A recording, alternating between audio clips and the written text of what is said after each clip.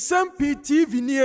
Mejiri se wote eye Koku Anyidoho nka acheye pa na baba monten so abedi nkomo bi na mesro se wonim beko na watim akogoti ensem a wakaye na nsem wakaye no dodo na efa eye ye maame Nana Konadu Agyeman-Rawlings watimu ahwere ne nkwan na kwan bi a owura yi kire na John Dramani Mahama ne NDC emre twam na Nsem-Pii na kwan bi a omode maami efa so no owura yi watimu aka ne nyina ne nsem no kan no edoso enti besew se obenya abotre na wati na history of Nana Konadu Agyeman-Rawlings kwan of mu na akire die wosan beti ne party na de si ya sa decision ni nyina ba ye no owura no akire enti kan ho na me nko na wokotie bi yeba Nsem-Pii TV ye ne atiefo ebeto aso mare kwa homa no so na menye adwuma ye emra owura Koku Anyidoho meneno endi enkomo adopei wono chief executive edemade Atamos Institute na adopei meneno endi enkomo agogo ekotu menka maachi na empombo ko de Eradi adaroma menso meho ye pa na endra sadly yenim de esi ye anopay ebabesi so yenim de koso menim se endra mehwe videos mo am ho se former President Rawlings in the fie. I mean, tell us more there na ba yentia DSCSC. Yeah, Mr. Speaker, I'm share with you for in first the match the sponsor amadepa actually say the BCC any day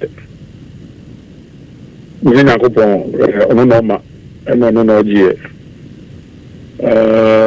first of all yeah the what is saying yako be my busiafo santimai emodeshie na what of them no enti emra abusia penyi jina otumfo nemu ona etna adwem na ye amamre ni nyina enti ye mabusia yakọ ye ma nkolano yonato ya santiwa amina kinati ye ma muso kusa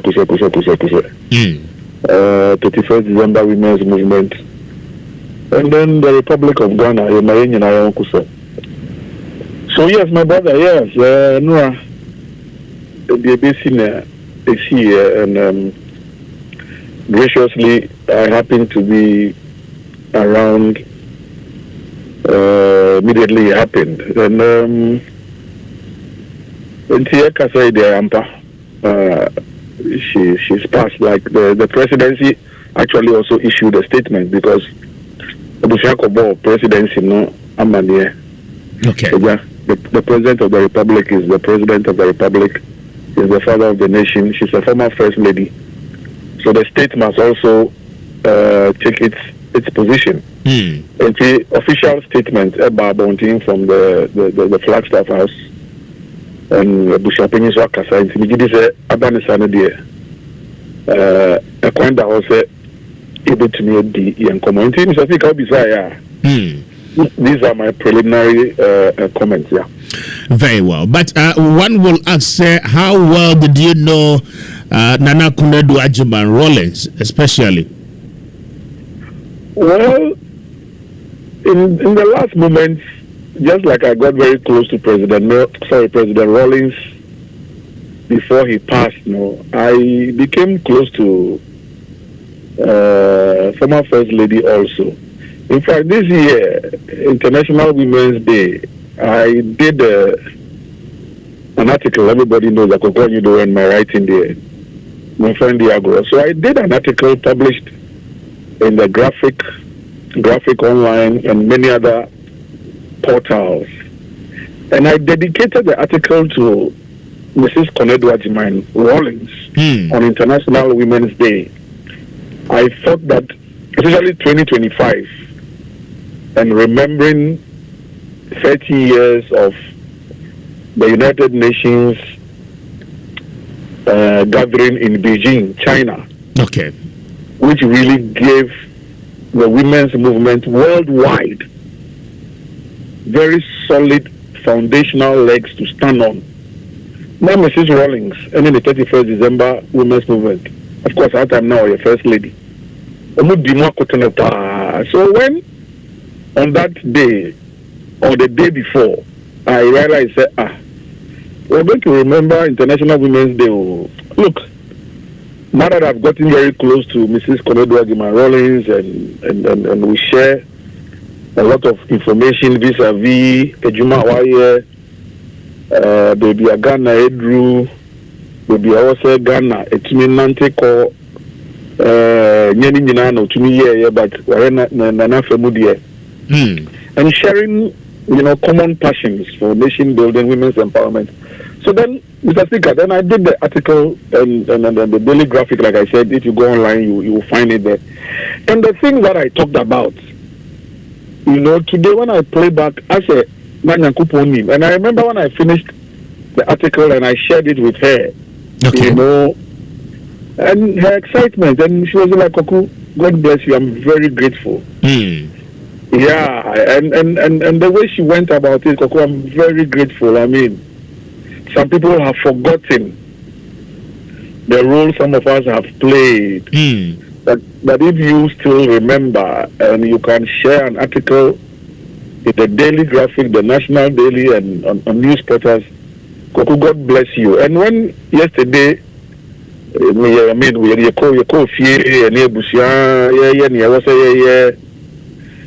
I just sat down and I reflected. All I could say, God, thank you for the opportunity to eulogize her in her lifetime and for her to appreciate it. And Sana, one friend said, Umbejina home. Otherwise, be a yena sena make a we nipa in kind of bit. But today when I look back, I was able to share with her my respect for the role that she had played. I was a young boy in Birmingham, so 79. So if we want to go back, 1979. I was an 8-year-old boy growing up in Birmingham when President Rawlings burst onto the scene. So in my growing up years, in the 70s, in the 80s, and in the 90s, who did we know? We knew President Rawlings and as President of the Republic of Ghana. And your passion, that's where it comes from. Okay. And then talking about Mrs. Konadu, look, yesterday I was having a conversation, and I'm saying about free education. Free education, and more Kwame Nkrumah free education. I remember any time who qualify for sixth former. Automatically, every sixth former was on a government bursary. Then Nanado said the different forms. But if you go back to 31st December movement and what Mrs. Rawlings did at the creche level, the daycare center level, where she was able to put these daycare centers in marketplaces. In marketplaces, daycare centers. So that our mothers, our sisters, our whatever, also could jaw banwo. Okay. Metumi di uja. And yes, I will jaw banwo baby keke. You've left your child in the hands of professionals who are taking care of your children for virtually free. If you look at that aspect of foundational education, Master, when we write the story, we may have to give her more than what we have given her or what we have given her before in terms of that.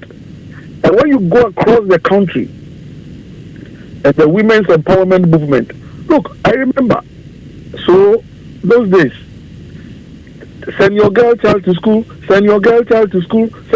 Yes. That whole crusade of getting more of our sisters.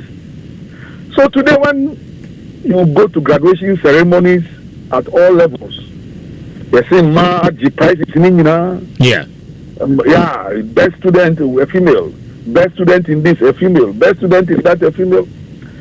If you go back 30 years, there was a certain movement that gave more energy for girls to go to school. Okay. There was this program by the fireside, Anna Mamedokono. El Hosti, yeah. El Hosti on television. On Saturdays. And then Nakupanduma we have a plethora of media, but it was only GTV. That program alone and its educational foundation, even the folkloric aspect of it, the Koku Anyidoho thing, and what Koku Anyidoho meant to us, our generation and other generations, in terms of using folklore for national development, unbelievable. Female genital mutilation. In fact, there's a friend of mine in the Gambia today, Fatu Baldi. I work with her on the ECOWAS system. And she's become a big international figure because of the work she's doing fighting FGM in the Gambia.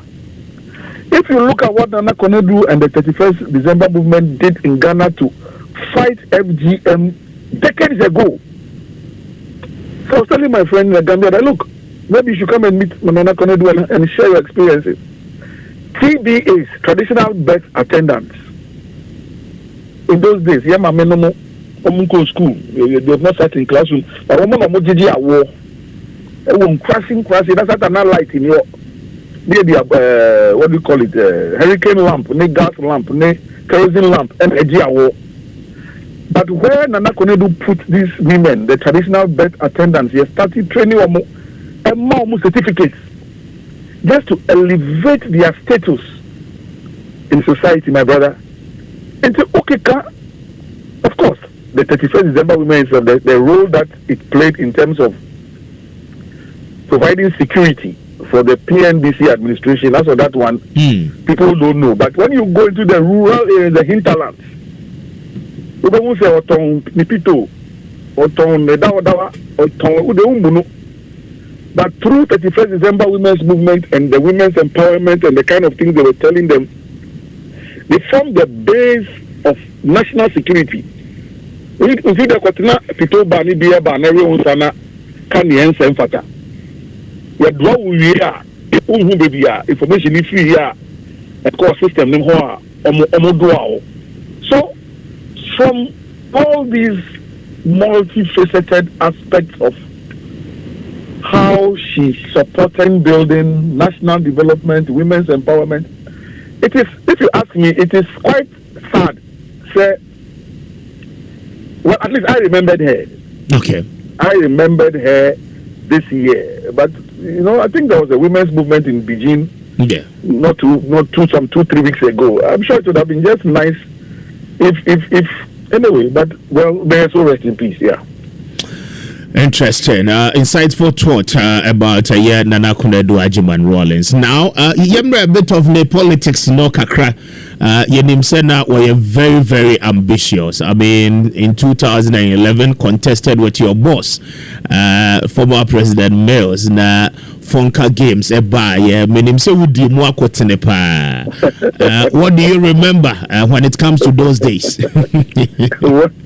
Well, interesting days. I mean, the beauty of diversity. You know, now with the benefit of hindsight, I can say it was the beauty of diversity. But of course, let me be honest. In the heat of the moment, yes.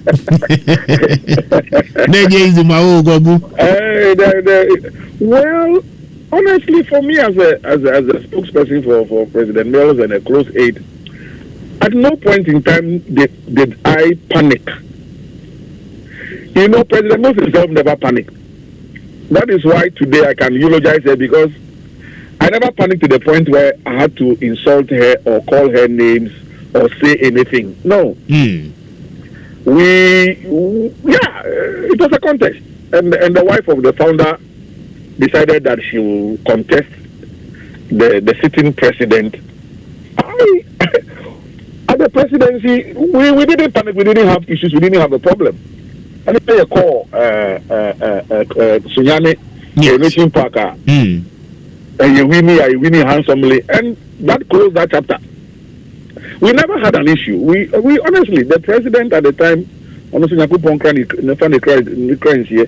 and actually talking about President Mills and yesterday, you know, when the whole thing was unfolding, the time around everything, because apparently Nana Konadu woke up yesterday, nothing was wrong. Or for that matter, people thought nothing was wrong. Just like President Mills, by 1:30, officially, both of them had passed. So it sent me back to those days. And anyway, but like I'm saying, the Fonka game, Fonka, friends of Nana Konadu Agyeman-Rawlings. Yes, you know, it was sad.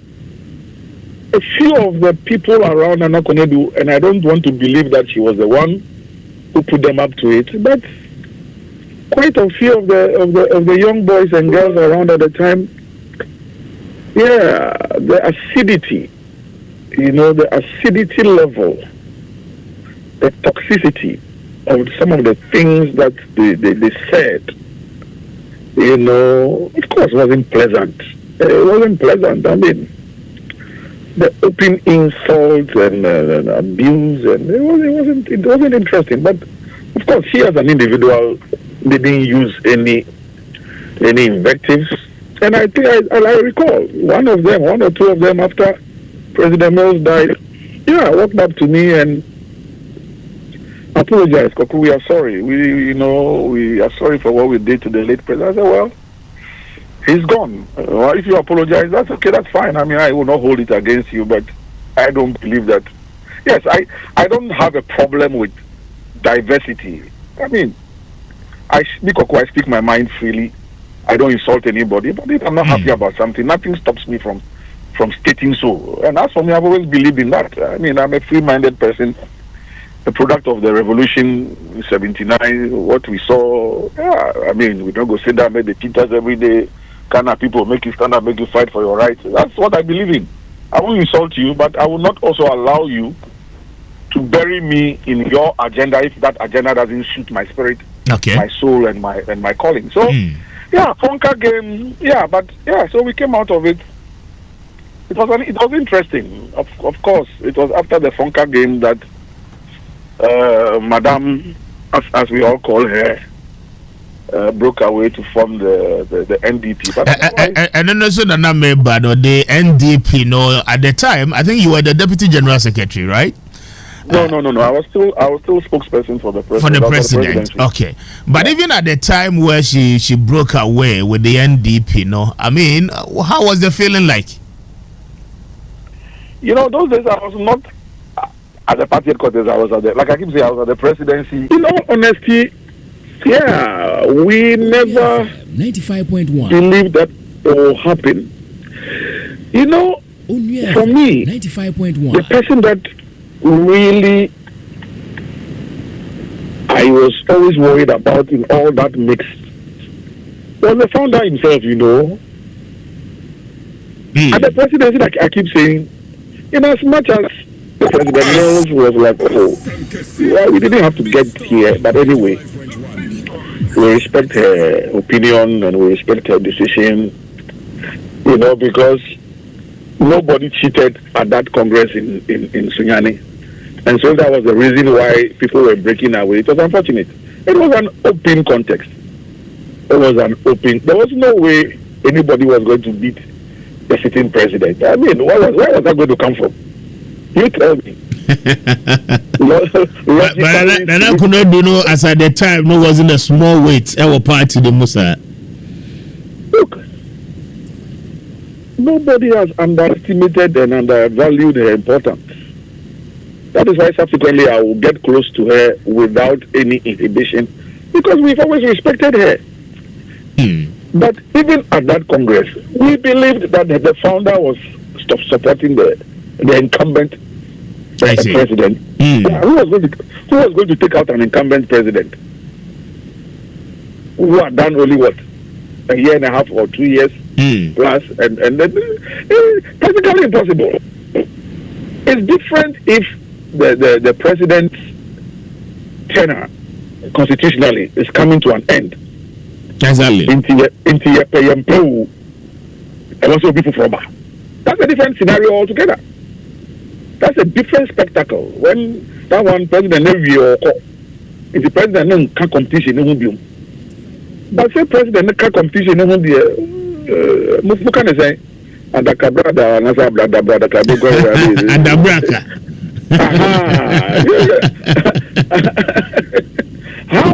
How is that going to happen? You know, unless in the South African scenario, what happened to Thabo Mbeki and Jacob Zuma, for those of us who are into global affairs analysis also, but not the one, it was the party, the ANC. That woke up and said that Thabo Mbeki, we didn't want you again. Jacob Zuma, we don't want you again. It's a different scenario. But here is the case where the NDC had more than 90% faith and confidence in the incumbent President Mills. So I don't see how that was going to happen, but she pitched, and the results showed, and of course the ABCC here, but it didn't stop the NDC from. You see, coming back to that conversation, my brother, from a broader perspective, Mr. Speaker, that is why I don't believe in breakaways. Okay. No, I don't believe in breakaways. Look, when reform broke away, you mentioned them by name. Today they're not back in the NDC. Yeah. I mean, the DFP, led by Dr. Samoa, yes, broke away. The DFP are not back in the NDC. Yeah, they are. Good. Even the NDP that we are discussing today, at the last election, the NDP didn't contest. Nana Konadu was alive, but the NDP did not contest. Ipso facto, the NDP didn't exist and had no capacity to contest an election. So I am not somebody who has ever and will ever believe in breakaways, especially when the breakaway is hinged to egos and a feeling of superiority. It doesn't work. So when we are seeing new ones happening every day and now and then, some of us we just smile, we just look at well. Okay. But back to the substantive discussion. Yeah, so the NDP was formed, but it didn't stop the NDC from doing what we had to do. And of course, we won the 2012 election. President Mills had passed, painfully so, but we won that election. And so in that mix, like I was saying earlier, the person I really felt, I don't say sorry, the person who really concerned me here was the founder, because now you are in the middle between the party you have founded, and your wife, and the party your wife has gone to establish. What does one do? What does one do? I mean,